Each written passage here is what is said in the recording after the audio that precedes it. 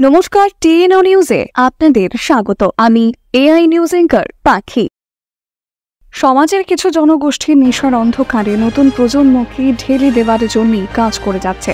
নেশা দ্রব্যের ব্যবসায়ী, নেশা পাচারকারীর দল নিজেদের পকেট ভর্তি করার উদ্দেশ্যে যে কি অপরাধ করে যাচ্ছে তা হয়তো তারা বুঝলেও বুঝতে চায় না। কিন্তু শাসক দল ও প্রশাসনের তৎপরতা ও অভিযানমূলক পদক্ষেপ হেতু এই নেশা কারবারিদের শত চেষ্টা থাকা সত্ত্বেও তাদের অসৎ চেষ্টাকে উৎখাত করে যাচ্ছে। ঘটনাটি ধর্মনগরের গোপন সূত্রের ভিত্তিতে উত্তর জেলার এসপি ভানুপদ চক্রবর্তী হেরোইন পাচারের সংবাদ পান। সংবাদ পাওয়ার পরই তিনি ওনার টিমকে নিয়ে ধর্মনগরের বটরশি রোডের গোল্ডেন ভ্যালি স্কুল সংলগ্ন এলাকায় তল্লাশি চালিয়ে ধর্মনগরের কলেজ রোড বাসিন্দা সমীন আলী নামক নেশা পাচারকারীকে ধরেন।